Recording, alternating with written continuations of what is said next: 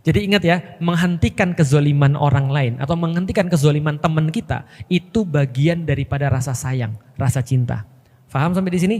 Maka ketika kita mencintai Indonesia, tempat kita dilahirkan, walaupun dengan segala macam yang ada, ngomong, kasih tahu orang ini salah.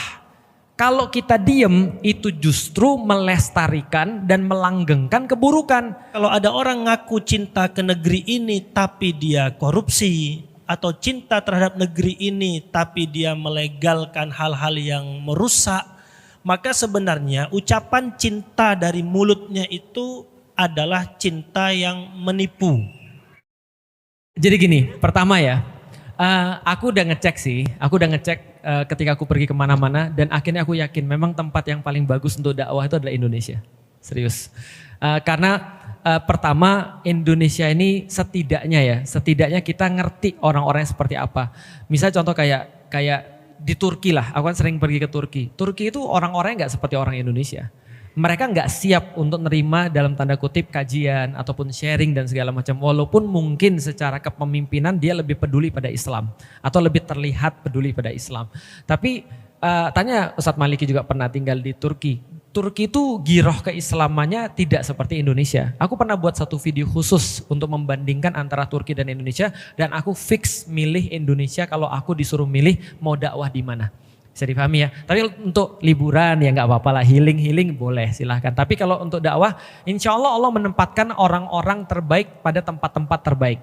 Sebagaimana Allah tempatkan orang Palestina adalah terbaik untuk mempertahankan tempat itu dan memberikan contoh bagi orang-orang lain dari tempat itu, maka Allah pilih orang-orang terbaik untuk mendiami Indonesia, untuk berdakwah di Indonesia. Jadi kalau Mas sudah punya concern, sudah punya rasa pengen untuk memperbaiki Indonesia, itu sudah menjadi bagian daripada hidayah Allah, sudah menjadi bagian daripada pilihan Allah. Itu yang pertama. Yang kedua, Bapak Ibu sekalian, Rasulullah Shallallahu Alaihi Wasallam itu pernah ngasih tahu kepada para sahabat, tolonglah saudaramu, baik dalam keadaan dizolimi, juga dalam keadaan menzolimi.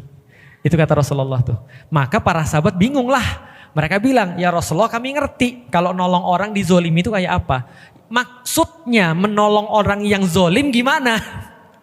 Maka kata Rasulullah, tolonglah mereka dengan menghentikan apa yang mereka lakukan. Jadi ingat ya, menghentikan kezoliman orang lain atau menghentikan kezoliman teman kita itu bagian daripada rasa sayang, rasa cinta. Faham sampai di sini?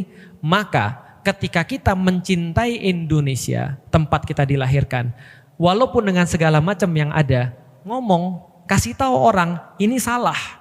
Kalau kita diem itu justru melestarikan dan melanggengkan keburukan. Maka aku ngomong, aku gak suka nih dengan cara kayak gini. Bukan orangnya yang gak suka, tapi caranya. Aku gak suka pada orang yang dipaksakan jadi pemimpin dengan cara melanggar hukum ataupun ubah hukum. Aku gak suka dengan orang-orang yang gak punya keahlian tapi dia terus kemudian jadi pemimpin. Aku gak suka dengan kezoliman ini, aku gak suka dengan kezoliman itu. Dari tadi kan aku ngomongin yang terjadi perbuatan, bukan ngomongin orangnya. Karena orangnya bisa berubah, sama kayak aku. Dulunya kafir, lalu mulai jadi muslim. Tapi perbuatan itu gak bisa berubah. Perbuatan salah ya salah, mau siapapun yang melakukannya. Aku bilang aku gak suka dengan orang-orang yang bilang misalnya qadarullah, padahal dia gak melakukan ikhtiar. Aku gak suka dengan orang-orang yang bilang bahwasanya adab kepada guru, tapi gurunya gak punya adab terhadap muridnya. Aku gak suka. Aku ngomong dengan sesuatu itu, bukannya terbatas pada menteri-menteri. Ngeliat gak yang kemarin? Ini banyak yang harus dibahas karena aku kan sudah berapa lama ya nggak ngisi kajian di sini ya. Itu loh, ada guru katanya bagi makanan tapi ditendang, tau nggak? Paham maksudnya? Terus yang dibilang di situ apa? Wah nggak pernah nyantri sih lu, gak usah komentar deh. Guys, siapapun yang pernah nyantri dan pernah belajar kitab-kitab di pesantren akan tahu bahwasanya adab itu bukan hanya dari murid kepada gurunya, tapi dari guru kepada muridnya. Kalau kita diem aja, berarti kita nggak sayang dengan saudara-saudara kita. Bisa dipahami? Ada orang-orang ketika terus kemudian merasa bahwasanya dia seorang misalnya anak pemimpin pesantren, terus bilang, rokok gua ini, Allah nih. Kalau kita nggak kritik, berarti kita nggak sayang sama dia. Dan banyak orang yang terus kemudian jatuh dalam kebodohan juga. Bisa difahami sampai di titik ini. Maka ketika kita menemukan banyak problem-problem yang terjadi di Indonesia, artinya Allah memberikan kesempatan bagi kita ngerasain spill sedikit daripada apa yang Rasulullah alami. Bayangin ya, Rasulullah itu masih belum muslim orang-orangnya. Rasulullah itu nyembah batu beneran. Kita kayaknya ya mungkin sama gitu kan ya. Walaupun mungkin orang-orangnya muslim, tapi ya tadi itu. Berarti kecintaan kita terhadap Indonesia adalah ngasih tahu bahwa ini problematikanya, ini bahaya dan seterusnya dan seterusnya dan seterusnya. Bisa dipahami ya? Nah, inilah tugas kita, memang mungkin berat, tapi setidaknya ini kesempatan kita untuk dapat pahala. Jadi itu caranya, dengan cara ngaji. Sudah jelas, karena kalau Anda nggak mengkaji Islam, Anda nggak akan tahu mana yang boleh, mana yang nggak boleh. Mana yang harus dikritik dan mana yang harus nggak dikritik. Lalu kemudian setelah ngaji, berikan kritik yang baik. Bukan kritik yang menghina. Karena banyak kan aku lihat orang nggak suka sesuatu bukan masalah perbuatannya yang dipermasalahkan, tapi orangnya yang dipermasalahkan. Aku nggak suka mempermasalahkan orang. Kenapa? Karena orang bisa berubah.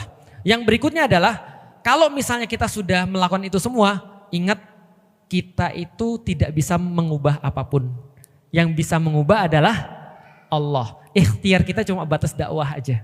Maka perbanyaklah terus kemudian ibadah-ibadah kita, doa pada Allah secara tawakal supaya Indonesia mendapatkan sesuatu yang lebih baik. Makanya kita bikin kajian ini nih, judulnya To Be a Better Family. Biar nanti ibu-ibu di sini bilang, jangan jadi orang kayak gitu ya.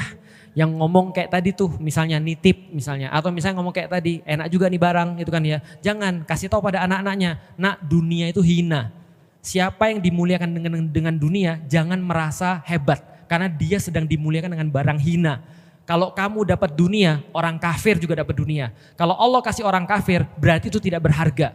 Tapi nak, cari sesuatu yang orang kafir gak dikasih. Mak bahagia sama kamu. Coba ngomong sama anaknya kayak gitu. Kamu mau punya dunia, gak apa-apa nak. Asal dunianya manfaatkan untuk akhirat. Karena orang kafir gak bisa memanfaatkan dunia untuk akhirat. Gimana caranya dunia yang kalian dapat nih bisa untuk bermanfaat buat akhirat?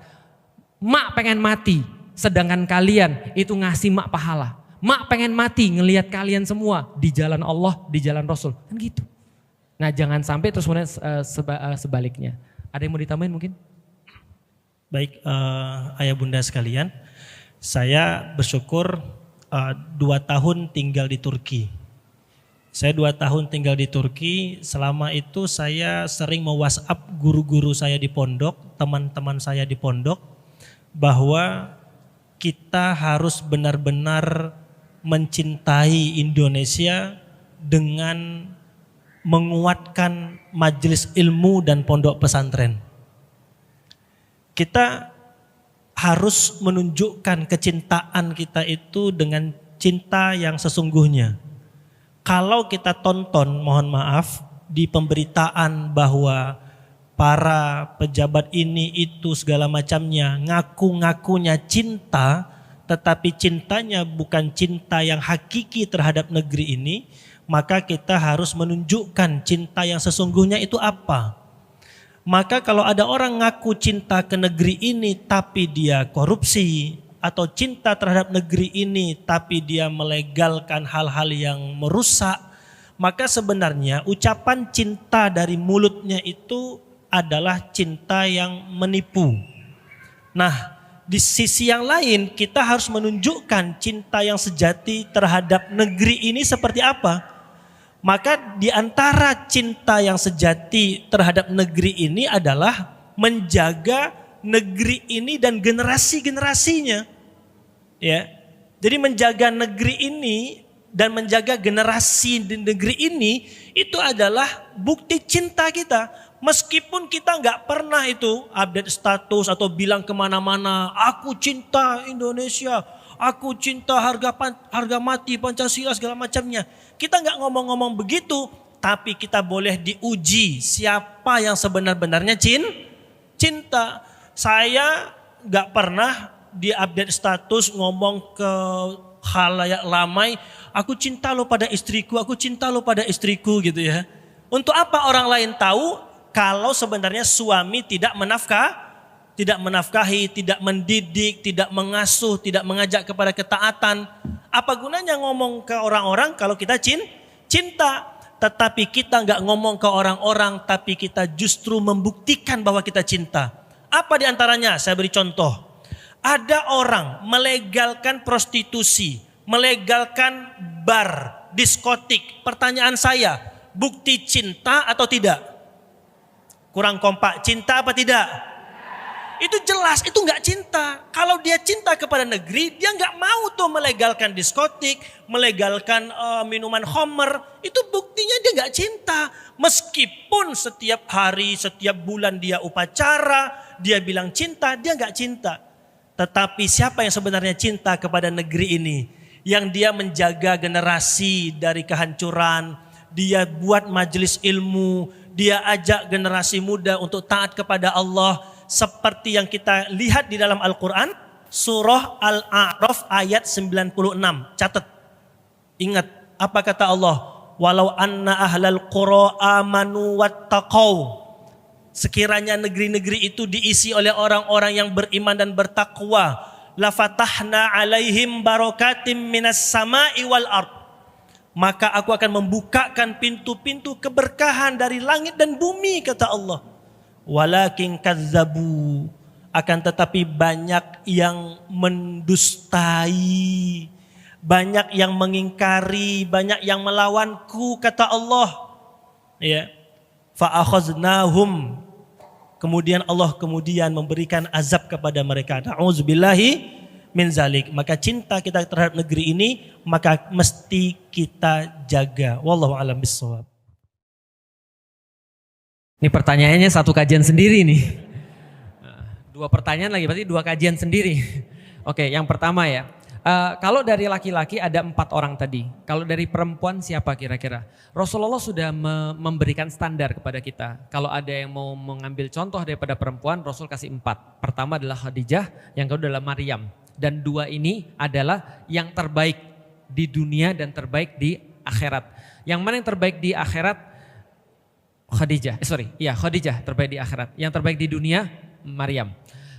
Dan 2 yang lain yang mewakili perempuan, yaitu adalah Fatimah dan satu lagi adalah Asiyah. Itu adalah perempuan-perempuan yang diambil contoh. Misal contoh gini, Bunda Khadijah. Bunda Khadijah itu adalah orang yang benar-benar ngeri, luar biasa. Kenapa? Karena gini, Bunda Khadijah ini lahir sekitar 15 tahun sebelum Rasulullah. Bisa dibayangin ya. Tapi orang Arab tidak pernah dapat orang kayak Khadijah. Bahkan kalau misalnya nama-nama Arab untuk cewek yang lain itu sering kali diulang-ulang. Tapi Khadijah ini adalah hampir namanya gak ada yang sama kayak dia. Persis kayak Nabi Muhammad. Muhammad itu kan nama yang jarang di antara orang-orang Arab pada saat itu. Khadijah juga sama. Ada beberapa ulama mengatakan Khadijah artinya adalah prematur. Karena dia lahirnya prematur. Tahu arti prematur? Prematur artinya adalah duluan dari waktu. Paham ya? Kapan lahirnya HPL ya? HPL ya?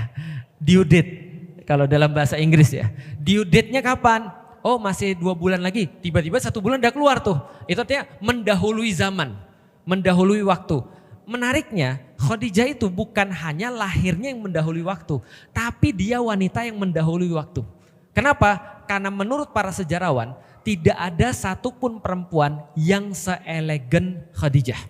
Jadi kalau Anda mau bertanya ya, kenapa Nabi Muhammad dapatnya Khadijah? Ini orang tidak ada yang sama. Pertama lahirnya duluan, yang kedua pemikirannya duluan. Kenapa pemikirannya duluan? 1, dia lahir di keluarga bangsawan yang terpandang. Dia kaya raya, bahkan gak perlu kerja untuk bisa menuhin hidupnya. Dia kaya raya, dia lahir terpandang, dia pinter luar biasa. Tapi semua sifat-sifat tadi itu kalau dimiliki oleh perempuan di zaman sekarang, yakin saya langsung jadi sombong. Yakin saya. Satu lagi lupa, cantik. Wajahnya cantik. Zaman sekarang ya, ada yang cantik gak terpelajar aja sombong. Paham maksudnya? Apalagi cantik, terpelajar, bangsawan, kaya. Paham gak sih maksudnya? Tapi sifat-sifat yang ada pada Bunda Khadijah tadi, cantik, terpelajar, bangsawan, kaya raya, semua sifat yang harusnya membuat seorang perempuan jadi besar kepala, merasa dirinya lebih hebat, lebih tinggi, lebih utama dari yang lain. Malah semuanya tadi membuat beliau sangat beda dengan yang lain. 1, sejarawan mencatat Bunda Khadijah sebelum dia jadi istri Nabi tidak pernah menyakiti orang baik dengan lisan ataupun perbuatan. Bisa difahami kira-kira maksudnya? Kalau zaman sekarang kira-kira kalau ada cewek kaya yang lewat gimana? Biasa naik Alphard, naik angkot, jijik banget. Paham maksudnya? Makan gak level nih. Paham kira-kira maksudnya? Tapi Bunda Khadijah gak pernah menyakiti orang baik secara lisan maupun secara perbuatan. Dia dikenal sebagai orang yang sangat rendah hati dengan orang-orang yang lain apapun statusnya. Bisa dipahami ya? Makanya Bunda Khadijah itu punya gelar. Ada yang tahu? Kalau Bunda Aisyah gelarnya apa? Humairah. Artinya pipinya yang kemerah-merahan. Tapi ada yang tahu gelarnya Bunda Khadijah? Gelarnya Bunda Khadijah, ingat baik-baik, At-Tahirah. Bunda Khadijah itu gelarnya adalah seorang perempuan yang sangat-sangat suci. Yang sangat-sangat perfect. At-Tahirah itu perfect. Bisa difahami ya? Bayangin perempuan perfect kayak gini dipasangkan dengan laki-laki perfect kayak Rasulullah. Bisa difahami ya? Nah jadi kalau misalnya kita mau tahu seperti apa perempuan yang mendampingi Rasulullah, the first lady, kita bisa baca tentang Bunda Khadijah. Cari banyak bacaan-bacaan tentang beliau. Bagaimana beliau sangat pemurah padahal beliau kaya. Kok gitu Sat? Bukannya memang orang pemurah tuh harus kaya? Jangan salah. Dalam kehidupanku, gak tahu dalam kehidupan Bapak Ibu sekalian, yang banyak aku temui makin kaya orang makin pelit. Paham sampai di sini? Tapi beliau itu justru kaya dan pemurah. Dua sifat yang jarang banget aku lihat di zaman sekarang. Zaman dulu sama. Beliau bangsawan tapi sangat merakyat. Beliau terpelajar tapi gak mau ngebodoh-bodohin orang. Beliau ngajarin orang lain. Bisa difahami ya? Baca coba tentang Bunda Khadijah. Itu yang pertama. Yang kedua, Bunda Maryam. Bunda Maryam itu di dalam Al-Quran dikatakan juga sama. Perempuan yang menjaga kesucian persis. Sama. Tapi bedanya dengan Bunda Khadijah apa? Dia nggak nikah, jomblo. Nah sama kan, jomblo tapi punya anak. Ya itu ceritanya lain lah ya. Tapi yang jelas adalah Bunda Maryam itu dihargai karena sifat-sifat yang sama. Menjaga kehormatan dirinya. Baca di dalam surat Maryam. Bahkan ketika beliau bertemu dengan malaikat pun beliau tetap menjaga dirinya. Itu adalah Bunda Maryam. Bunda Maryam adalah bunda yang terbaik di dunia. Bunda Maryam menjaga kehormatan. Dia tidak hanya menjaga kehormatan, pengorbanannya luar biasa. Apa kata dia? Ketika dia mau melahirkan, ya laitani mitu qabla hadza wa kuntu nasyam mangsia. Ya Allah lebih baik aku mati aja daripada aku melahirkan anak yang aku sebenarnya nggak pernah untuk berhubungan dengan laki-laki, tapi aku hamil dan aku harus melahirkan anak. Mendingan aku mati aja nggak sih ya Allah? Karena aku tahu bagaimana rasanya ketika aku lahir anak ini, bawa anak ini di depan orang-orang Yahudi, yang Yahudi itu mulutnya luar biasa. Paham sampai sekarang? Mau tahu trailernya, spoilernya orang Yahudi di zaman dulu kayak apa? Ya itu lihat aja orang Zionis zaman sekarang itu. Bayangin di zamannya Maryam, dia harus menanggung seluruh omongan orang, fitnah orang ketika dia bawa anak padahal dia menjaga kesucian. Dia bilang lebih baik mati aja. Tapi Allah katakan jangan, semua sudah Allah siapkan. Pokoknya asal kamu yakin dengan Allah, kamu jalan. Beliau menjalani dengan keimanan itu, lalu kemudian sampailah dia menghantarkan Isa al-Masih. Yang kemudian kita tahu beliau adalah nabi sebelum Rasulullah Muhammad. Yang membuat struktur masyarakat pada saat itu jadi baik, jadi menyembah kepada Allah. Itu adalah Bunda Maryam. Fatimah dan Asiyah silakan dibaca. Fatimah mewakili anak-anak yang masih kecil, yang sangat sayang pada bapaknya, yang membantu bapaknya, mendampingi orang terbaik juga pada saat itu, yaitu adalah Ali bin Abu Thalib. Lalu kemudian Asiyah. Nah ini tapi Asiyah tentu saja bunda-bunda di sini tidak ada yang mau yang sama. Walaupun kita nggak tahu kalau sama kan itu kan. Tapi kan bunda-bunda di sini nggak ada yang mau bercita-cita seperti Asiyah kan gitu.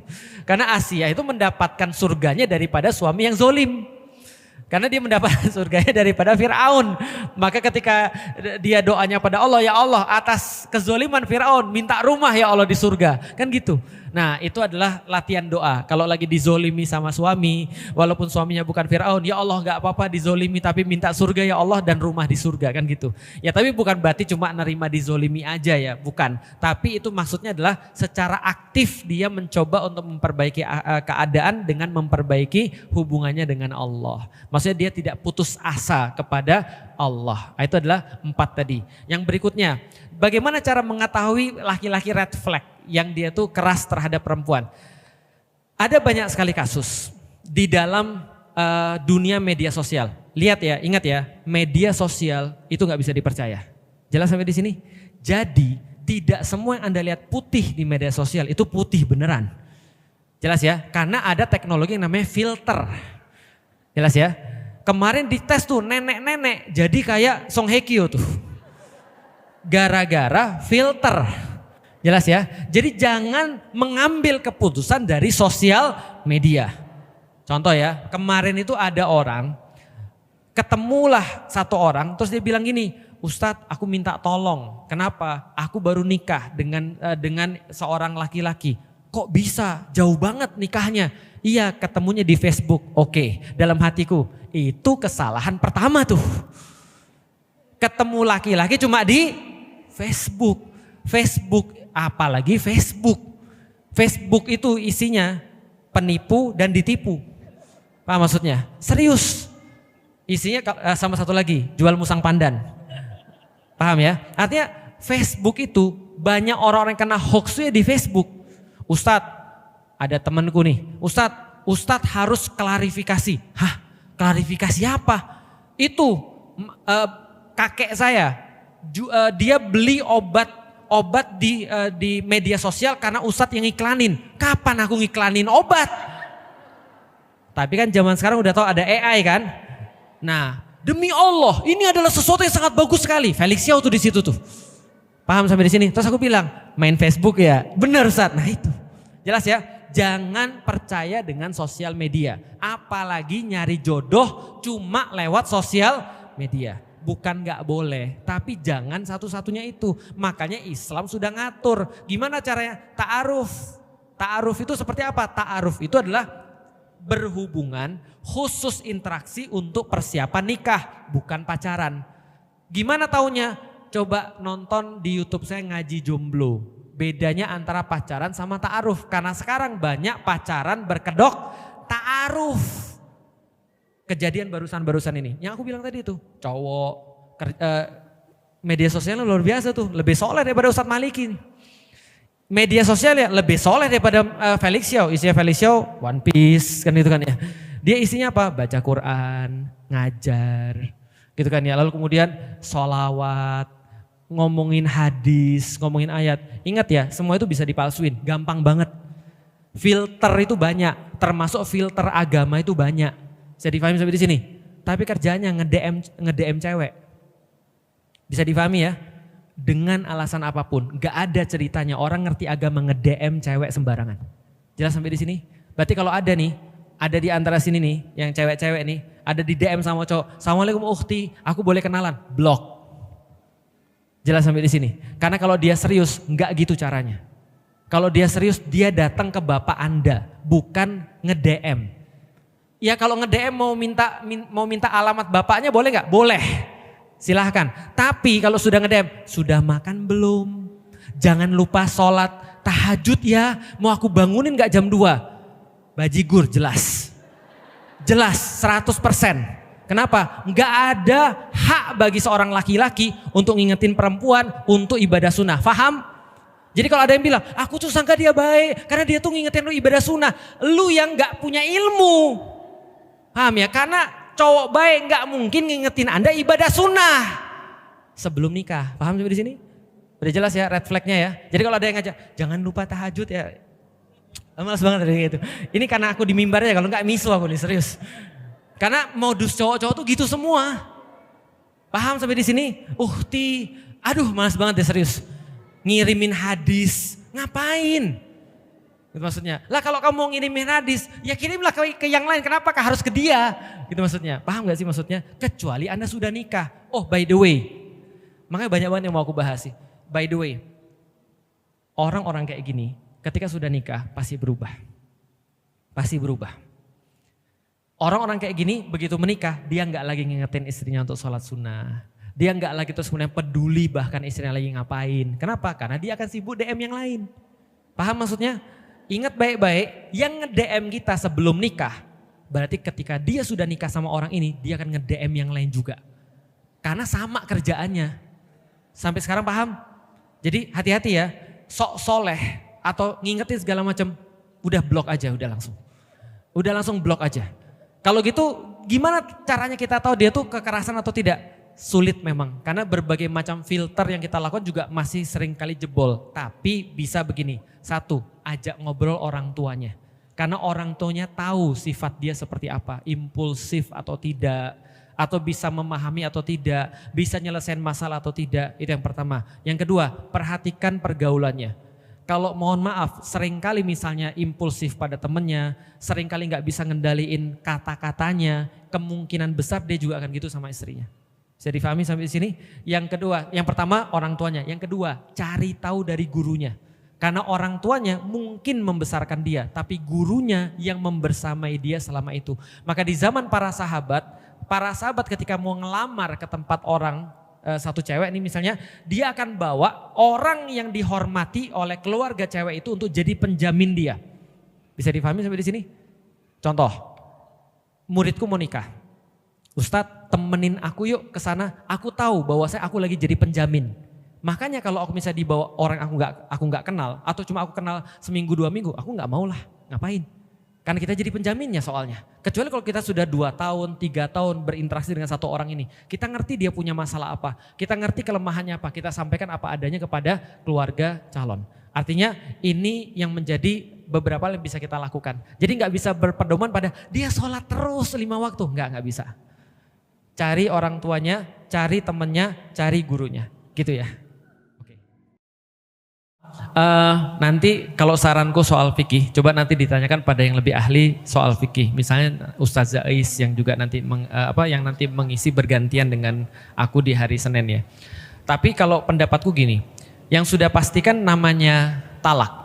Ketika sudah ditalak muncul namanya masa iddah. Nah, masa iddah itu adalah menurut ulama 3 kali suci. 3 kali selesai daripada haid. Berarti 3 kali suci itu namanya masa iddah. Selesai daripada masa iddah ini barulah perceraian terjadi secara sempurna. Artinya ketika bercerai lalu kemudian suami istri ini sudah bercerai ya. Nah ini mereka tidak boleh pisah rumah justru. Jadi 3 bulan, bukan 3 bulan lah. Selama masa iddah atau 3 kali suci itu tetap satu rumah. Tetap satu rumah. Karena nanti selama terjadi masa iddah ini kan masih boleh balik lagi. Ya kan ya? Masih boleh rujuk kan? Nah, berarti memang tidak boleh pisah rumah. Dia harus tinggal di rumah suaminya tetap gitu ya. Nah, hanya setelah selesai masa iddah berarti hubungannya bukan lagi suami istri tapi sudah cerai secara sempurna. Kalau sudah cerai secara sempurna berarti harus pisah rumah. Tidak boleh tinggal satu rumah, mau dengan alasan apapun. Contoh misalnya dikatakan gini ya, tapi kan dia miskin. Ya orang-orang miskin tuh bukan hanya yang sudah nikah, banyak orang belum nikah juga miskin juga. Tapi tetap yang namanya tidak boleh ya hukumnya berarti tidak boleh. Tidak bisa dijadikan misalnya contoh dengan miskin jadi boleh misalnya. Karena ukuran miskin dan gak miskin itu kan juga terlalu kabur gitu kan ya, bisa di dalam tanda kutip bisa untuk dipermainkan.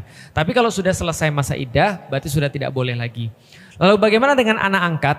Aku belum tahu kondisi lengkapnya kayak apa karena nanti ada berkaitan dengan kalau anak angkatnya sudah disusui misalnya maka jadi saudara sepersusuan bagi saudaranya yang lain sehingga menghasilkan hukum yang berbeda juga dengan ibunya kan gitu ya. Nah ada juga mungkin yang lain-lain tapi kalau cuma sekadar anak angkat aja itu tetap tidak menjadikan mahram.